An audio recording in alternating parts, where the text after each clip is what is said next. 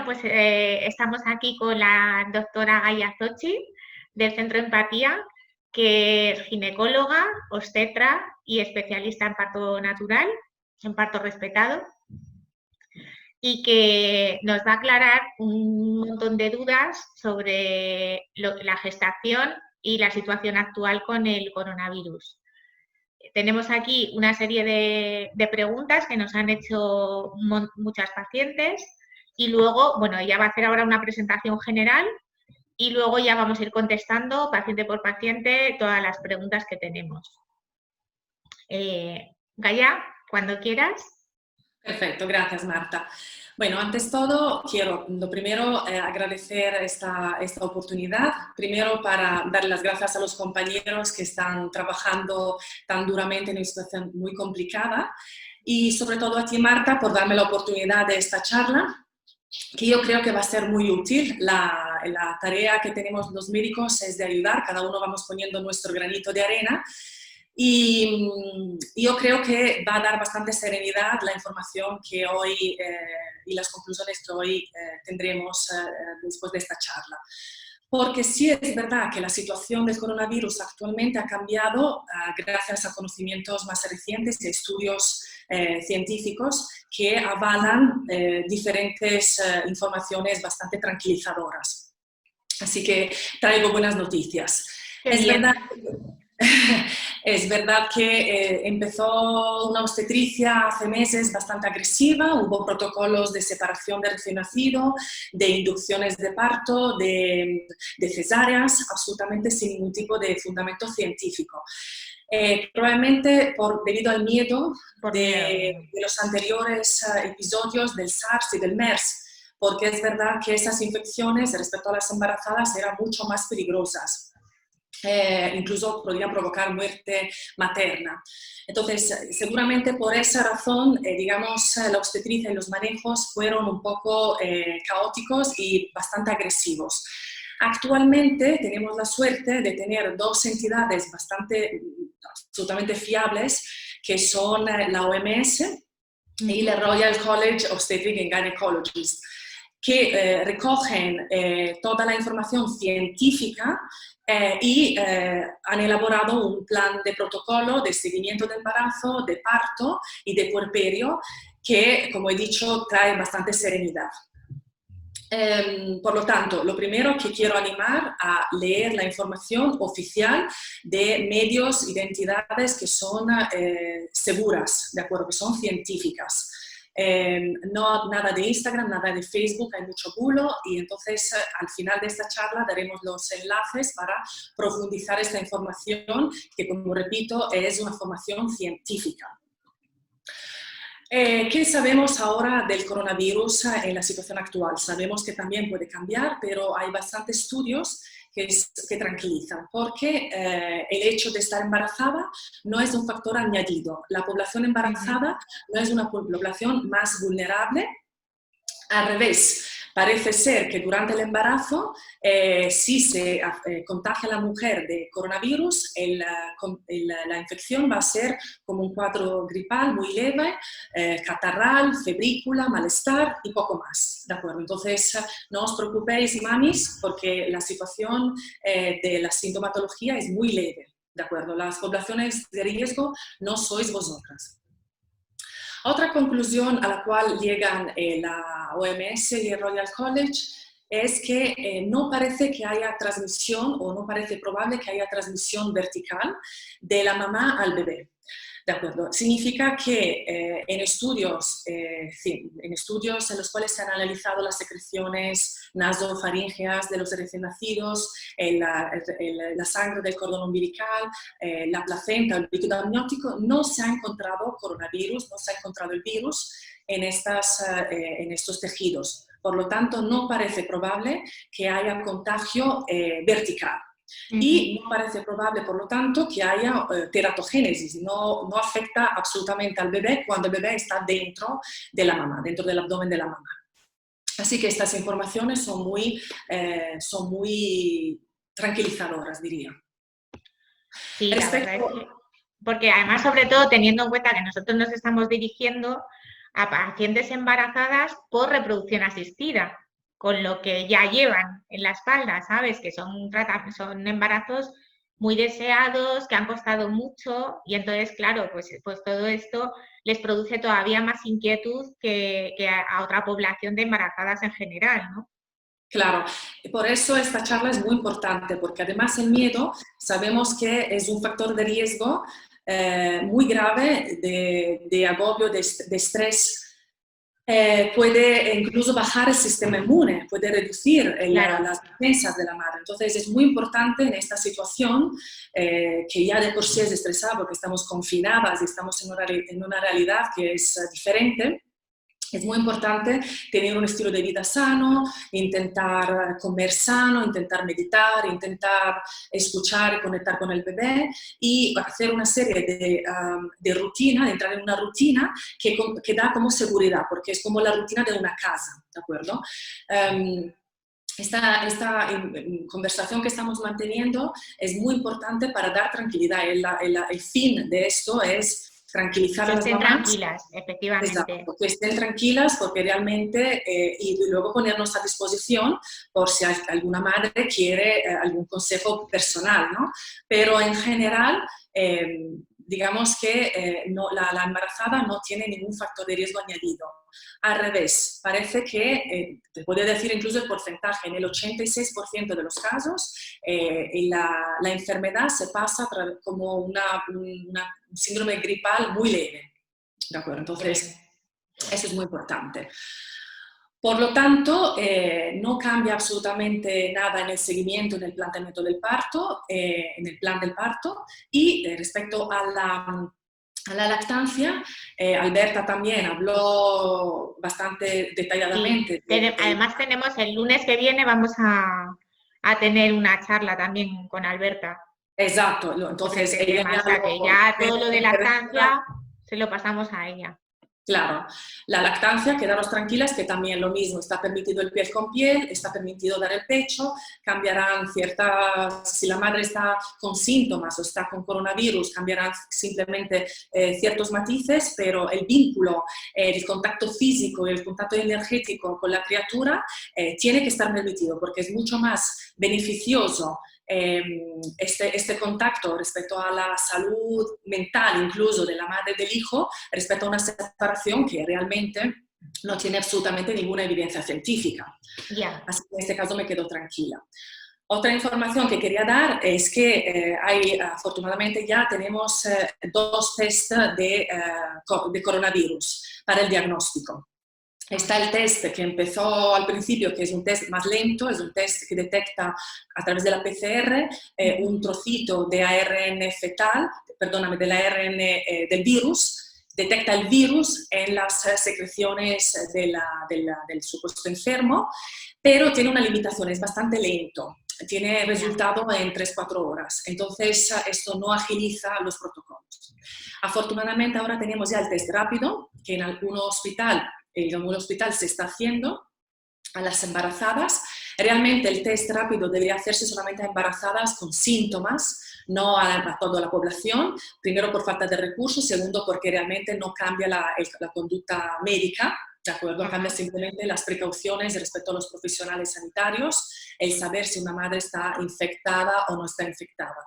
Entonces, el test rápido te permite un resultado bastante fiable en cuestión de 10-15 minutos y detecta o bien los anticuerpos del virus o bien proteínas del virus. Entonces, también es un test que tenemos disponible para, sobre todo para saber cómo comportarnos el personal sanitario. Y una de las preguntas será precisamente si se debería hacer test a todas las embarazadas o solo a las embarazadas con síntomas. No, actualmente depende también de los protocolos de cada hospital. Ajá. Pero actualmente creo que es mucho más sensato solamente a las embarazadas con síntomas. Vale.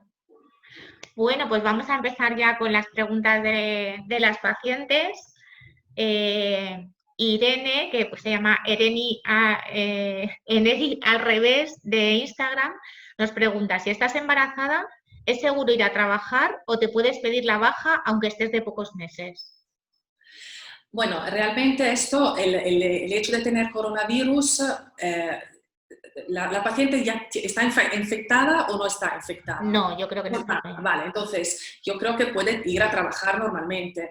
La baja está indicada cuando hay una situación de riesgo y hemos visto que el hecho de poder contagiarte no es un factor de riesgo para el embarazo, ¿de acuerdo? Porque a través de medidas higiénicas la idea es que la mamá no se contagie. Entonces, la manera de no contagiarse no es estar en casa de baja, es extremar las medidas higiénicas, lavarse las manos, utilizar mascarillas, las recomendaciones que estamos dando, pero no una baja solamente para evitar el coronavirus, no veo una finalidad.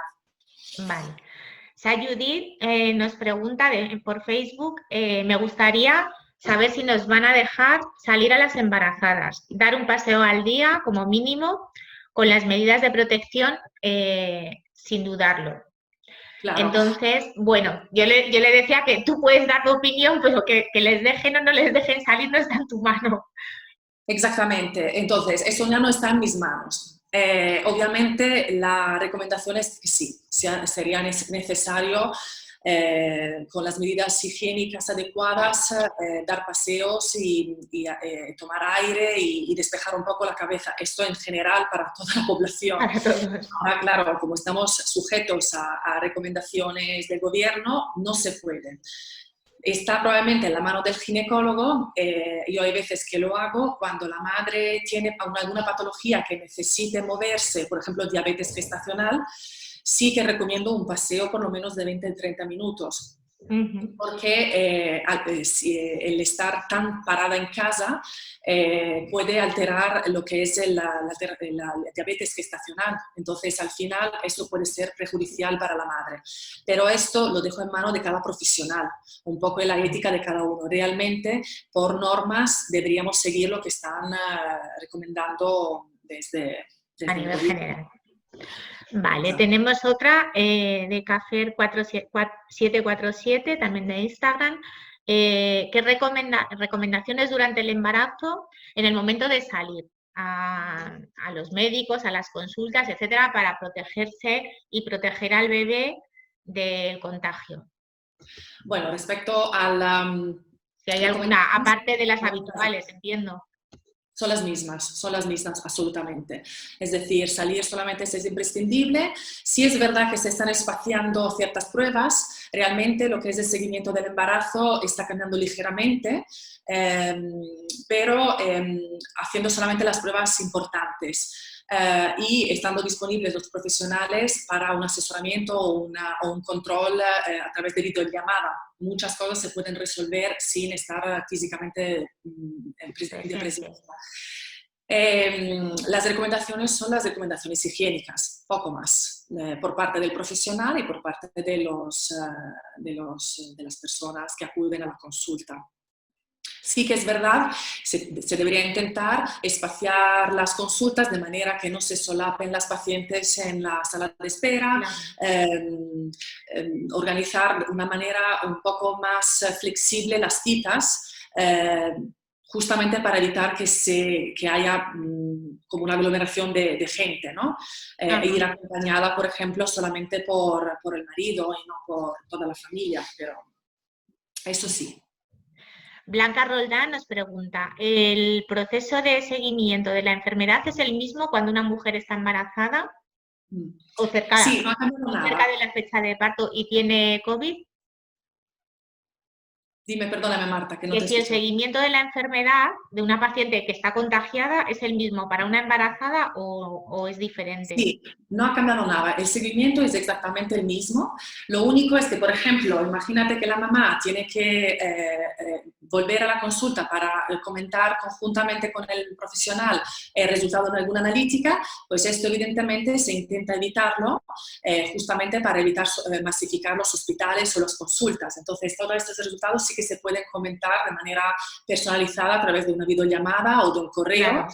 Comentando los resultados. ¿Cuándo tiene que ser presencial? O bien cuando hay alguna patología importante, la mamá no nota los movimientos o hay un sangrado y eso es acudir a urgencias, o bien cuando tenemos que repetir las ecografías, que son las 3 ecografías imprescindibles en el embarazo, la ecografía para la datación y para controlar en el primer trimestre, la ecografía morfológica de los órganos del bebé en el segundo trimestre y la ecografía para la biometría fetal, el crecimiento y el líquido amniótico en el tercer trimestre. Entonces, estos sí que son muy importantes. Y análisis de sangre, obviamente, para controlar la evolución del embarazo. Pero no ha cambiado nada en el protocolo. Y si la madre está enferma, simplemente tendrá que acudir a las consultas de una manera cuidadosa respecto a las demás personas, para evitar que las demás personas se contagien ellas. Exacto. Vale. Nos pregunta también Belén que si tengo la infección por coronavirus, ¿tendré que dar a luz por cesárea? Absolutamente no, Belén, absolutamente no. La OMS insiste mucho en que el hecho de estar en tiempos de coronavirus o que la madre tenga sospecha o que tenga diagnóstico de coronavirus no cambia absolutamente el plan del parto.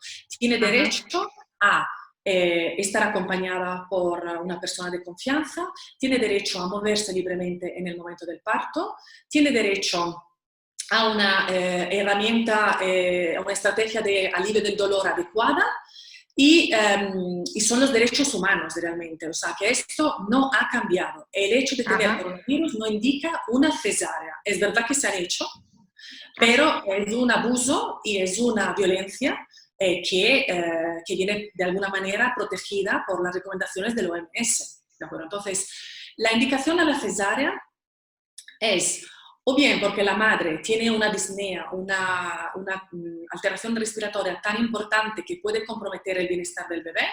Entonces, en este caso está indicada una cesárea o una inducción de parto, o la inducción y la cesárea están indicados por una patología obstétrica que no tiene nada que ver con el coronavirus. El coronavirus de por sí no es una indicación ni a inducir el parto, que sé que se está haciendo en algún hospital, de decirle a la señora, inducemos el parto, ¿por qué? Por coronavirus, ni una indicación a la cesárea, porque realmente estoy abusando, estoy utilizando medicina basada en la evidencia, estoy trabajando con miedo y el médico no puede trabajar con miedo. El médico tiene que tranquilizar con información científica justamente para evitar que se actúe desde otro punto de vista, de otro lugar. Claro. Mira, nos pregunta Glasgow, hay algunos nombres muy difíciles, ¿cómo o en qué medida afecta la combinación embarazo y asma ante un posible contagiado de COVID? Estoy en la semana 13 y está embarazada de mellizos, lo cual ya me está afectando a la respiración. Me asusta la posibilidad de llegar a contagiarme, sobre todo en fases tempranas del embarazo.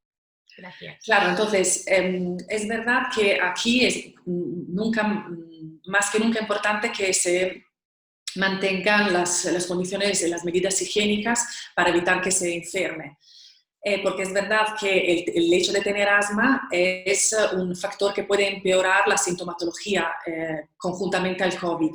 Entonces, lo ideal es evitar enfermarse. Si se enferma, bueno, existen medicamentos según la sintomatología que desarrolle, el Ventolin, broncodilatadores, incluso cortisona. En este caso, obviamente, haría falta personalizarlo. Entonces, lo ideal es prevenir. Y si al final se enferma, bueno, sabemos que en una gran mayoría de los casos la enfermedad es muy leve, por lo tanto, muy probablemente pasará a través de un cuadro de disnea y de una fatiga respiratoria leve, pero depende luego de lo que desarrolle la mamá, la embarazada. Mira, Marta Senda nos hablaba también de este tema. Dice, yo estoy de 13 semanas y es asmática. Me dijeron que puedo utilizar el Ventolin a demanda, pero intento no utilizarlo. ¿Es mejor que no lo utilice o es mejor que lo utite moderadamente? Lo mejor es que, según la sintomatología, si se encuentra muy fatigada, le cuesta respirar, es muy importante utilizar un broncodilatador porque a veces el hecho de no respirar correctamente puede provocar una hipoxia del bebé, puede provocar complicaciones mucho más serias. Así que independientemente del tema del coronavirus del cual estamos hablando, siempre en una paciente asmática que tenga sintomatología, siempre se tiene que tratar cuando la sintomatología es moderada, intensa, ¿de acuerdo? No merece la pena porque estos medicamentos están súper estudiados y son medicamentos muy nada Seguros, ¿no? peligrosos, muy seguros. Ujú. Así que es mucho más peligroso tener una disnea y una fatiga que no oxígeno bien el bebé antes el hecho de utilizar un medicamento que está ampliamente comprobado ser seguro. Vale. Vanessa Pacheco López nos pregunta, dice, estoy de 27 semanas y es el tercero que tengo. En este caso me ha dado diabetes gestacional. Con los otros dos no me ha pasado y me preocupa mucho. Encima, sin salir de casa me estoy agobiando. Es un poco lo que tú decías ya antes de que a veces es Claro. interesante, ¿no? Porque también pueden hacer un poco más de ejercicio. Claro, exacto. Entonces, hacer ejercicio en casa, aquí hace falta utilizar herramientas un poco de autoayuda, porque es verdad que es una situación a la cual no estamos acostumbrados. Entonces, quien está acostumbrado a meditar tiene una herramienta ya consolidada, pero quien no está acostumbrado se encuentra de repente con mucho tiempo y mucho agobio. Respecto a la diabetes, la mayor parte de las veces es una diabetes leve, bueno, esto ya luego hará falta ver el caso de Vanessa en concreto, pero sí que probablemente aquí podría negociar con su ginecólogo un paseíto, ¿no? Un salir de casa para mantener un poco de movimiento y o a lo mejor como Vanessa tiene otros hijos, ahora la semana que viene ya por fin nos permiten sacar a nuestros A los cachorros, niños, claro. a nuestros niños. Que puede salir con alguno de ellos, ¿no? A pasearse y luego con el otro, como tiene dos. Exactamente, entonces aquí es un poco buscar la solución dentro de lo que son las reglas. Claro. A ver, Nuria nos pregunta por Instagram, dice, salgo de cuentas en junio y tengo un embarazo gemelar. ¿Cree que mi marido podrá estar en el parto? Que eso ya has dicho que en principio sí. Y luego, ¿creen que hay algún riesgo de contagio cuando salgan los bebés en el hospital? No, Porque los ellos van hospitales con, dice que ellos van con mascarilla y todo, bueno, que se no, cuidan. esatto. Los hospitales actualmente están muy protegidos, ya hay material, hay disfraces, trajes, perdóname, de EPI, hay mascarillas. En el hospital,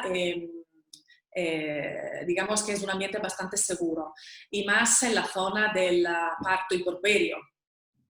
Sí, es verdad que están cambiando un poquito los protocolos en el sentido de actualmente, luego veremos en junio, de intentar que la estancia en el hospital, el ingreso en el hospital sea lo mínimo posible. Entonces sí que se recomienda a la mamá de llegar de parto y no de pródromos y se quedaría ingresada solamente un día. Luego ahí habrá seguimiento personalizado o bien en el centro de salud o bien con el ginecólogo, depende un poco de cada uno cómo lo tenga organizado. Yo personalmente voy a casa de la madre a hacer el control al día siguiente al parto del alta y luego a la semana. Pero aquí cada uno se lo organiza como quiere. Sí es verdad que el ingreso en el hospital está reducido a lo minimísimo. Si no hay ninguna complicación, lo ideal es ir a casa el primer día y luego tener asesoramiento de lactancia o dudas en domicilio. Y no está permitida ninguna visita en el hospital, salvo el padre. No, los abuelos, de momento no hay opción de que vean el bebé recién nacido, salvo por Skype o por foto, etc. Esta Por el parte vídeo. es muy importante. Vale. Amelia VF nos pregunta, bueno, nos pregunta muchas cosas. Dice, hola, estoy embarazada de 28 semanas y tengo varias dudas para plantear. ¿Cómo realizar un plan de parto sin poder visitar el hospital donde me toca parir? ¿Qué hospitales corresponden? Si hay alguna modificación en cuanto a los hospitales. Te las voy haciendo, o si quieres vas contestando o te las hago todas, como quieras. Sí, sí, no, no hay ninguna modificación de los hospitales. O sea, los hospitales en su momento hubo un planteamiento de centralizar los partos solamente en alguno, pero realmente era inviable. Entonces, actualmente todos los hospitales tienen su rutina. Es más, ahora mismo las últimas noticias parece que está como un poco más tranquila la situación y entonces en ese caso le corresponde el hospital suyo. El plan de parto es, no hace falta ir a visitar el hospital para tener un plan de parto, ¿de acuerdo? Entonces, inclusive en el Parto es Nuestro o en la web de la OMS hay como digamos, un borrador de plan de parto, ¿no? Donde vienen de alguna manera organizadas todas las recomendaciones. Así que el hecho de ir al hospital físicamente realmente no es necesario y yo esto de momento no lo aconsejo. Sí, quizás cada hospital debería organizar como una manera de acompañar de manera virtual a grupos de madres, pero estas son sugerencias. Claro. También nos pregunta, ¿cómo puede afectar a mi bebé estar metida en casa todo este tiempo? Y si con 3 ecografías son suficientes, porque dice que las revisiones ginecológicas están siendo por teléfono desde marzo. Lo sé, esatto, lo que comentaba antes, Marta. Las ecografías, si todo va bien, realmente más ecografías no son necesarias salvo ya a término de embarazo. Es decir, si tú en la semana 36 tienes una ecografía normal, la siguiente debería ser ya cerca de la fecha de tu parto, para controlar el líquido amniótico sobre todo.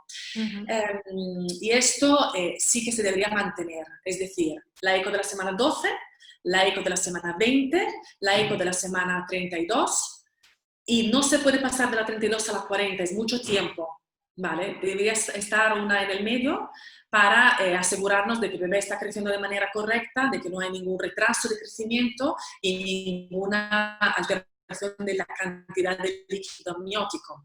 Eso es muy importante.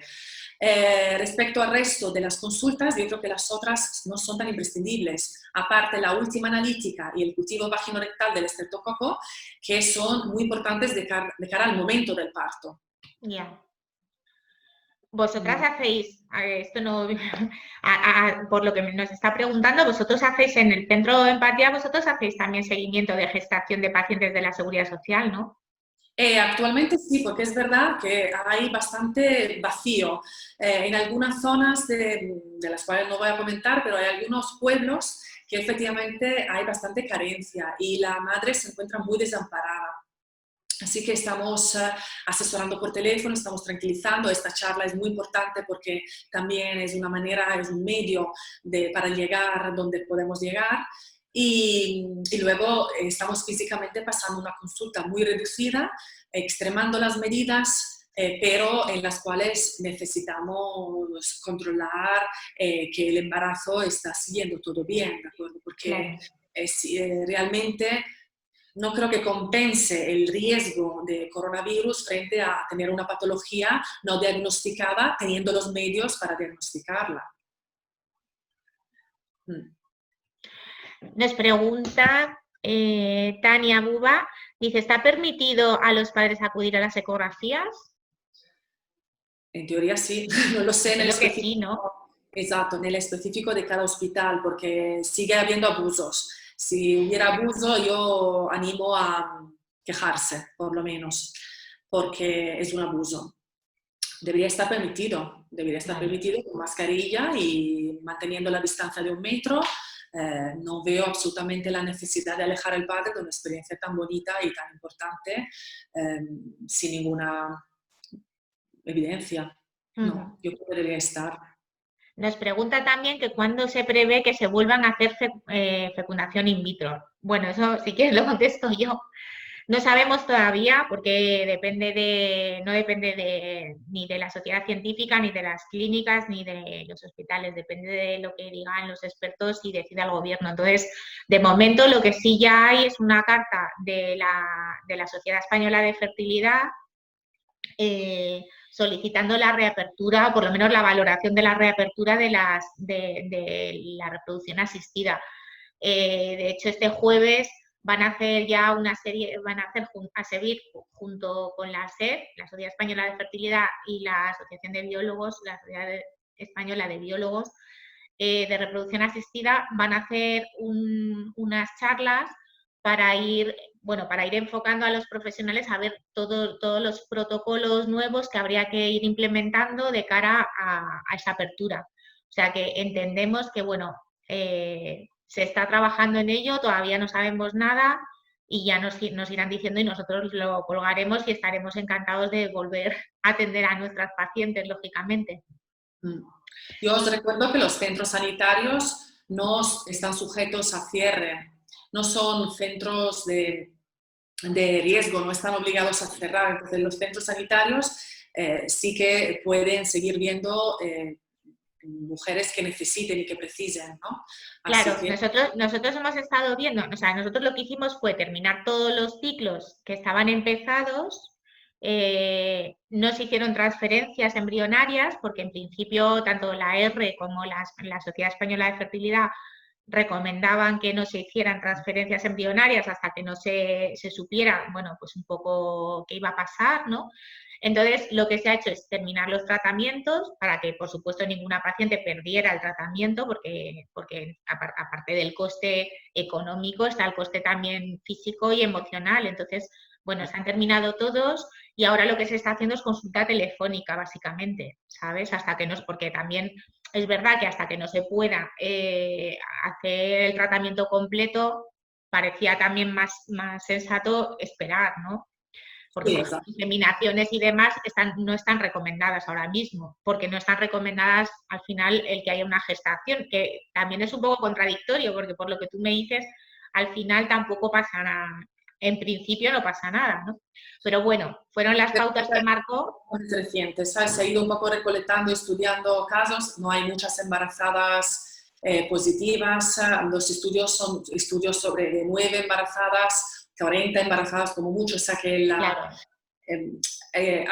Hemos tardado un tiempecito en recompilar información y saber que efectivamente las condiciones actuales son estas, porque te repito que al principio fue un poco todo agresivo, ¿no? Todo más a la defensiva que a la medicina realmente basada en la vida. Que también es entendible, porque tampoco sabíamos lo que iba a pasar. O sea que, bueno, que en principio está así, esas son las recomendaciones, ahora se está planteando la posible reapertura de la actividad y en cuanto sepamos algo, pues empezaremos, porque nosotros somos los más interesados también en que nuestras pacientes no estén, que lo están pasando mal, porque cuando estás ya con todo organizado para hacer el tratamiento y de repente te lo paran durante además meses sin saber muy bien, ¿no? Cuando vas a empezar, pues hombre, es un poco, también es angustioso. Entonces, bueno, la semana que viene hablaremos con el doctor Galera también de esos temas. A ver, tenemos a Nadia García que nos pregunta, quería saber a partir de cuándo es recomendable empezar, espérate, esto es, sí, a empezar el masaje perineal.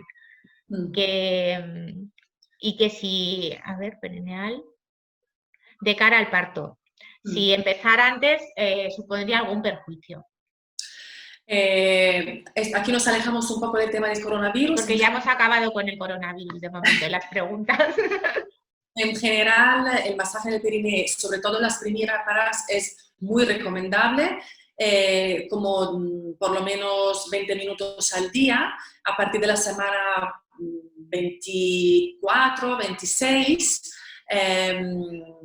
Luego, si quieres, hacemos otro post para hablar específico de esto, pero digamos que el masaje del periné tiene que hacerse de manera muy cuidadosa y con bastante higiene y no representa ningún factor de riesgo porque estoy trabajando la mucosa vaginal, no estoy llegando al útero, no hay ningún riesgo de sangrado, de sufrimiento del bebé, de desprendimiento de placenta, ¿de acuerdo? Estoy trabajando en la zona externa, ampliando los tejidos y favoreciendo que sean más elásticos de cara a evitar la episiotomía, el corte o desgarros en el parto. Y en las primíparas es muy eficaz, así que eso sí que es importante hacerlo desde muy prontito, desde pues eso, la semana 26 hasta finales de embarazo. Vale. Bueno, pues ya hemos acabado con las preguntas. O sea que no sé si quieres dejar como 4 o 5 consejitos así últimos para cerrar. de hacer estos días en casa? Aumentar el sistema inmune a través de un buen sueño, una alimentación sana. Tenemos mucho tiempo, investigar en internet recetas saludables, meditar y reflexionar un poco sobre los lados positivos de esta experiencia totalmente nueva, que seguro que encontramos también lados positivos. Eso por un lado, aumentar el sistema inmune y aumentar un poco las defensas. Intentar evitar miedos. Hay profesionales disponibles, vosotros, el Instituto y el MF lo ponéis a disposición psicólogos, nosotros también del Centro Empatía, hay también charlas gratuitas, hay 1000 cosas en internet para un asesoramiento de cara a suavizar los miedos, las angustias, que son muy importantes porque eso se refleja a su vez en el sistema inmune y es un círculo vicioso, es una energía tóxica, ¿de acuerdo? Y luego quedaros con la información positiva que os he dado al principio. El embarazo no es un factor de riesgo añadido, las pacientes embarazadas no son más vulnerables, la infección en la mayor parte de los casos va a ser una infección muy leve, no hay una transmisión vertical y no hay alteraciones en el bebé. Y luego respecto a la lactancia lo hablará Alberta, pero también con otras informaciones muy positivas y muy pro amamantamiento. Muy bien, pues nada, bueno, mañana vamos a colgar un vídeo de yoga para embarazadas, que también ayudará un poquito. Absolutamente, porque el yoga es un ejercicio físico y mental. Si estáis concentradas en los movimientos y no estáis programando y organizando las cosas, sino que estáis escuchando vuestro cuerpo, es muy importante porque es una herramienta muy útil en escuchar vuestro cuerpo en el momento del parto. Qué bien. Bueno, Gaia, pues muchísimas gracias y nada, nos vemos en la siguiente.